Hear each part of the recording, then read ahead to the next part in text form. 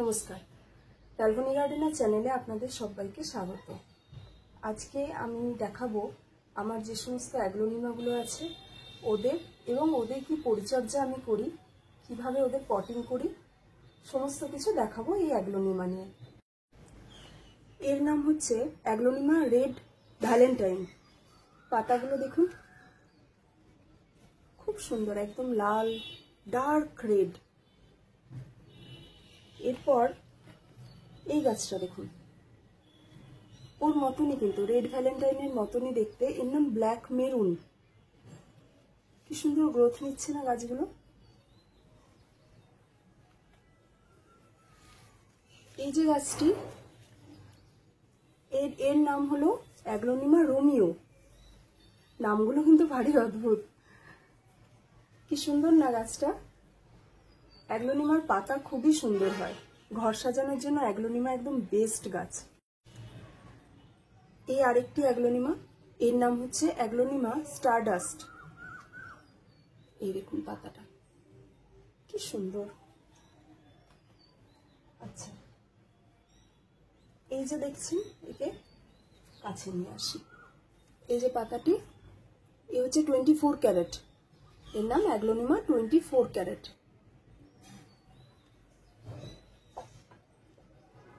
আর এই হচ্ছে super white. এই গাছটা কিন্তু খুব সেন্সিটিভ, একটু বেশি জল পেলে কিন্তু মারা যায়।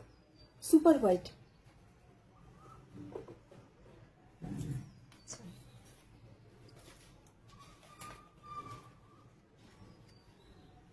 এর নাম অ্যাগ্লোনিমা রোটেন্ডন টাইগার। পাতাটা দেখুন, আপনাদের যদি পছন্দ হয় তাহলে খুঁজে দেখতে পারবেন অনলাইনে। এই যে গাছটি, এর নাম হচ্ছে রেড এমারেল্ড। যদিও পাতাগুলো খুব সবুজ সবুজ, কিন্তু এদের নামকরণ একটু অন্যভাবে হয়। তো এই যে মাঝের শিরাটা দেখুন রয়েছে, একই রকম দেখতে, কিন্তু পিঙ্ক হয় আর রেডও হয়। এটা কিন্তু রেড।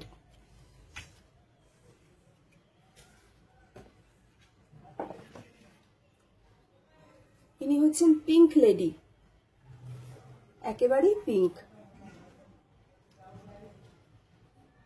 Pink lady.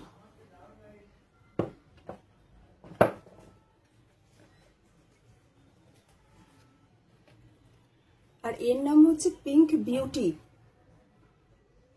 এই পাতাটাকে কিছুটা রেড মনে হচ্ছে, কিন্তু এ রেড নয়, এটা আসলে পিঙ্ক। ক্যামেরায় কিছুটা কিন্তু রেড বলেই মনে হচ্ছে, কিন্তু এই পাতাটাকে দেখুন, এটা একদম কিন্তু পিঙ্ক, পিঙ্ক বিউটি।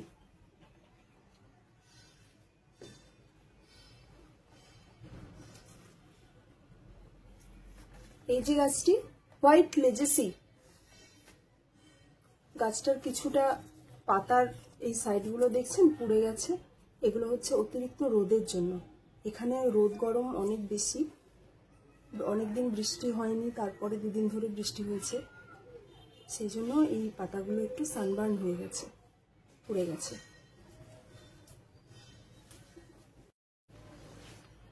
এটা হচ্ছে aglaonema snow white. Aglaonema snow white, এরকম আমার কাছে দুটো গাছ আছে।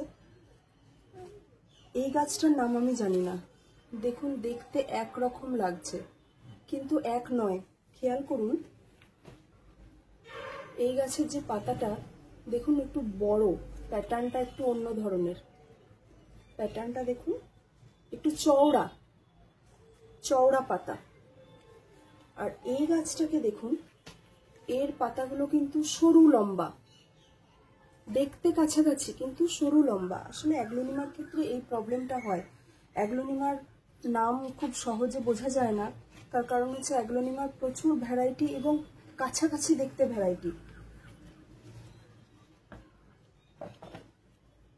এই দুটো গাছের মধ্যে যদি কেউ সঠিক নাম জানেন, দুটো গাছের আলাদা আলাদা করে, একটা তো আমি জানি এটা স্নো হোয়াইট, আরেকটার নাম কি, তাহলে আমাকে প্লিজ একটু কমেন্ট করে জানাবেন। অ্যাগ্লোনিমা পিঙ্ক ভ্যারাইটির মধ্যে এটা আরেকটা। এর পাতাগুলোও খুব সুন্দর, কিন্তু আমি এর নাম জানি না। সম্ভবত এটা একটা দেশি ভ্যারাইটি, খুবই সুন্দর দেখতে। আর এই গাছটা তো হচ্ছে সবার অতি পরিচিত গাছ, অ্যাগ্লোনিমা লিপস্টিক। এই গাছটা আসলে আমার কাছে একটা, এর মাদার গাছটা অনেক বড় ছিল, হঠাৎ করেই মাদার গাছটার মধ্যে ফাঙ্গাল প্রবলেম হয়ে যায়, দিয়ে মাদার গাছটা নষ্ট হয়ে যাচ্ছিল। তো আমি যতগুলো পেয়েছিলাম, মাদার গাছটা এখনো আছে, ওই দিকের ব্যালকনিতে এখনো রয়েছে মাদার গাছটা।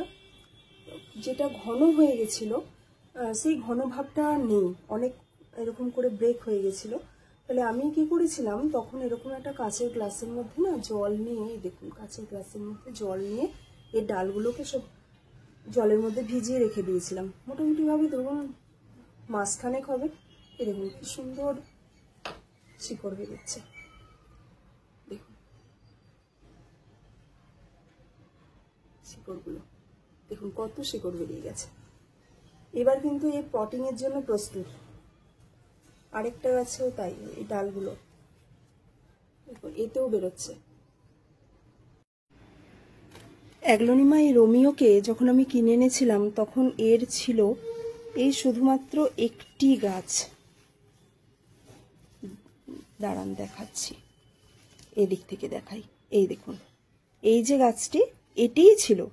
আমি কিন্তু এটি নিয়ে এসেছিলাম এবং নার্সারির পটেই এখনো পর্যন্ত রয়েছে, চেঞ্জ করিনি আমি, করবো, এবার করব।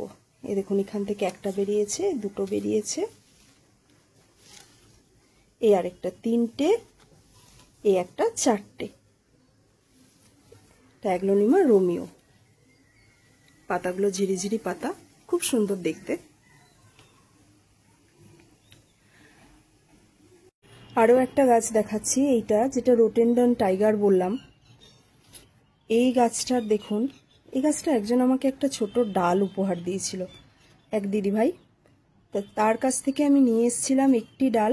এখন দেখুন কিভাবে এটাকে বালির মধ্যে পুঁতে রেখেছিলাম, এটাকে আমি আবার জলে ভেজাইনি, বালিতে দিয়েছিলাম।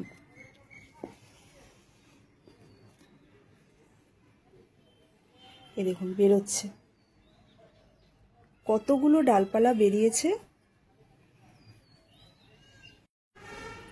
একটা, দুটো, এখানে এই দুটো, প্লাস নিচে থেকে বেরোচ্ছে,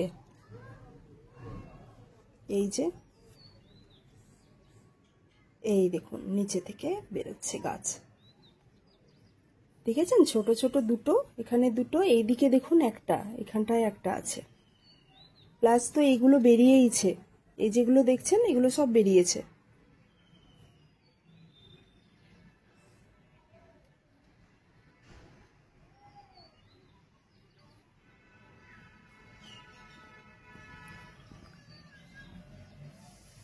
এই গাছটির নামও আমি জানি না, এই গাছটা নিয়ে খুব কনফিউশন আছে। এই গাছটার বিভিন্ন রকম বিভিন্ন জন নাম বলেন।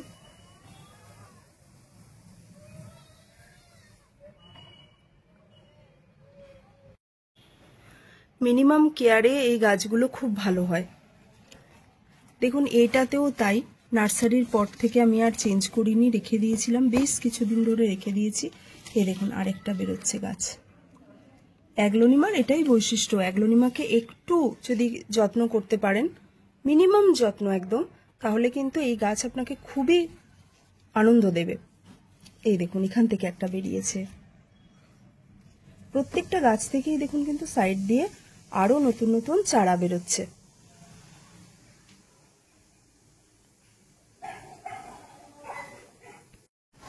আরেকটা জিনিস আপনাদেরকে দেখাই, এই যে গাছটা না, এই গাছটা শুধু চারা বেরোচ্ছে তাই না, সঙ্গে দেখুন ফুল এসছে। অ্যাগ্লোনিমায় কিন্তু ফুল আসে, এই দেখুন মাথাটা খুলে দেখুন ফুলটা ভেতরে বেরোচ্ছে। কিন্তু এই ফুলটা ভালো না, তাই এই ফুলটাকে রাখবেন না, ভেঙে দেবেন। এই ফুলটা কিন্তু বিষাক্ত, এটা বাড়িতে বাচ্চা এবং যদি কোনো পোষ্য থাকে তাদের জন্য এটা খুবই ক্ষতিকর, এটা। তাহলে এটাকে ফেলে দেবেন, একদম রাখবেন না। প্লাস এটা হলে যদি আপনি অ্যাগ্লোনিমায় ফুল নেন, তাহলে কি হবে, অ্যাগ্লোনিমা কিন্তু বাড়বে না, গ্রোথ বন্ধ হয়ে যাবে, ও ফুল দিতে ব্যস্ত হয়ে যাবে, গ্রোথ বন্ধ হয়ে যাবে। কিন্তু আমরা অ্যাগ্লোনিমা করি কিন্তু পাতার জন্য, ফুলের জন্য নয়। তাহলে এই ধরনের ফুল দেখলেই আগে ভেঙে ফেলে দেবেন, আর হাতটা অবশ্যই ধুয়ে নেবেন। এখন আমি অ্যাগ্লোনিমা একটা লিপস্টিককে এখন রিপোর্ট করব এই গাছটাকে, যেটাকে দেখালাম কাঁচের গ্লাসের মধ্যে ভিজিয়ে রেখেছিলাম, তাদের একটাকে আমি রিপোর্ট করব। দেখুন আমার পটিং মিডিয়া কি, এগুলো হচ্ছে কোকো চিপস, মানে নারকেলের কোকোপিট তো জানেন, নারকেলের যে ছোপড়াটা হয় তার গুঁড়োটা, ডাস্টটা, আর এটা হচ্ছে এই দেখুন এরকম ছোট ছোট টুকরো, মানে ডাবের যে খোসা, যেটা ডাবটা আর কি, সেটাকে কেটে টুকরো টুকরো করে শুকিয়ে নিলে এরকম জিনিস তৈরি হয়, এটাকে বলে কোকো চিপস। আচ্ছা, এটা হলো ঘেঁস, আর এই যে সাদা একটুখানি দেখতে পাচ্ছেন এটা হচ্ছে টাইকোডার্মা ভিরিডি। টাইকোডার্মা ভিরিডি হচ্ছে এক ধরনের ফাঙ্গিসাইড এবং মানে জৈব, এটা আপনার মাটিকেও আরও বেশি অনেক বেশি উর্বর করবে। শুধু যে এটা ফাঙ্গিসাইড তা নয়, এটা আপনার মাটিটাকেই উর্বর করে দেবে। তাহলে এই হলো এই তিনটে, এর সাথে আমি দেব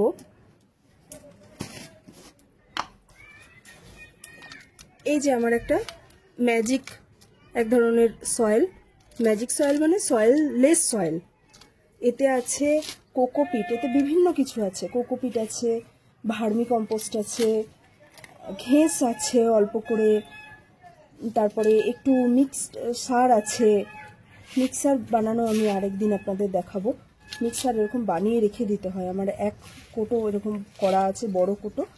এইটা হচ্ছে সয়েল, এইগুলো সমস্ত দিয়ে একটা সয়েল তৈরি হবে, এটা একটা সয়েল। এর সাথে এই সয়েলটাও তৈরি করে রাখলে সুবিধা এটাই যে আপনি যে গাছ বসাচ্ছেন সেই গাছের অনুযায়ী, তার চরিত্র অনুযায়ী, গাছের চরিত্র অনুযায়ী আপনি এর সঙ্গে কিছু অ্যাড করে নিলে আপনার এটা পুরোপুরি একটা রেডি হয়ে যাবে। আর যত পুরনো হবে, যত মাটি বানানো থাকবে তত ভালো।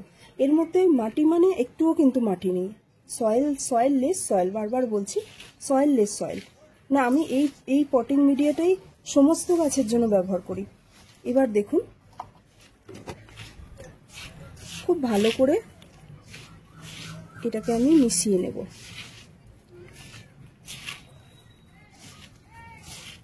এই যে টাইকোডার্মা ভিরিডি এর সাথে মিশিয়ে নেব। অনেকে দেখবেন সাপ পাউডার ব্যবহার করেন, কিন্তু সাপ পাউডার যখন মাটিতে গাছ বসাবেন, আপনি সেটা এই মিডিয়াতে করুন বা মাটির মিডিয়াতে করুন, যাতেই করুন, গাছ বসানোর সময় কিন্তু তাতে সাপ পাউডার মেশাবেন না মাটিতে। সাপ গুলে তার জলটা দিতে পারেন গোড়াতে, কিন্তু মাটির সাথে মিশিয়ে দেবেন না, এতে কিন্তু আপনার ক্ষতি করবে, গাছটা কিন্তু খুব বেশি দিন বাঁচে না তখন। আর টাইকোডার্মা ভিরিডি সমস্ত দিক থেকে উপকার করে, খুবই ভালো। আচ্ছা, এরকম আমি একটা ছোট পট নেব, ছোট পট নেব এই কারণে, দেখুন এই যে গাছটা দেখালাম, এই গাছের শিকড়গুলো দেখুন খুব সফট তো, হ্যাঁ, এরা এখন যদি আমি একটা বিশাল বড় পটে এদের বসিয়ে দিই, এরা নিতে পারবে না, সবে তো এরা বেরিয়েছে, তাহলে এদেরকে একটা ছোট জায়গায় দেব, সেখান থেকে যখন দেখব যে গ্রোথ শুরু হয়ে গেছে তখন আমি বড় পটে চেঞ্জ করে দেব। তাহলে প্রথম এই যে টবের নিচে যে হোলগুলো আছে এগুলো বন্ধ করার জন্য প্রথমে আমি এই কোকো চিপসগুলোকেই ব্যবহার করছি। কোকো চিপসগুলো আগে নিচের দিকটা একটু দিয়ে দিলাম পুরু করে, এই দেখুন পুরু করে দিয়ে তারপর আমি কিছুটা সয়েল দিচ্ছি। এরপর এই গাছটাকে এইভাবে বসাবো সোজা করে, এরপর বসানোর পর একদম মিডল পয়েন্ট করে বসাবেন এবং যত্ন করে গাছটাকে রিপোর্ট করবেন, দেখবেন গাছটাও আপনাকে খুব ভালো রিটার্ন দেবে।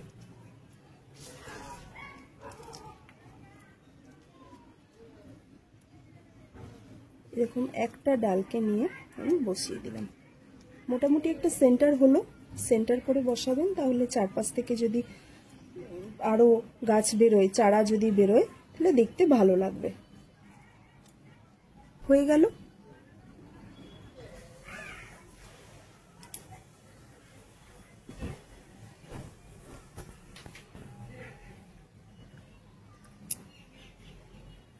এবার আমি এর মধ্যে খুব সামান্য পরিমাণে জল দেব, খুব অল্প পরিমাণে আমি জল দিয়ে দেব, সেটা এখানে আর দেখাচ্ছি না। আর এই যে সয়েল যেটা বেঁচে রইল, এই সয়েলটা তাহলে আমি কি করব এখন? এই সয়েলটাকে আমি আবার অন্য একটি গাছে পটিং করব, তার জন্য রেখে দেব। তাহলে এই হলো আমার অ্যাগ্লোনিমা লিপস্টিকের পটিং করার পরের চেহারা। দেখুন ছোট্ট একটা পট, তার মধ্যে এইভাবে আছে অ্যাগ্লোনিমা লিপস্টিক। ভিডিওটা কেমন লাগলো জানাবেন। যদি ভালো লাগে এটা লাইক করবেন এবং চ্যানেলটাকে সাবস্ক্রাইব করবেন। যদি ভালো লাগে আমার ভিডিওটা, তাহলে লাইক আর সাবস্ক্রাইব করুন। ধন্যবাদ।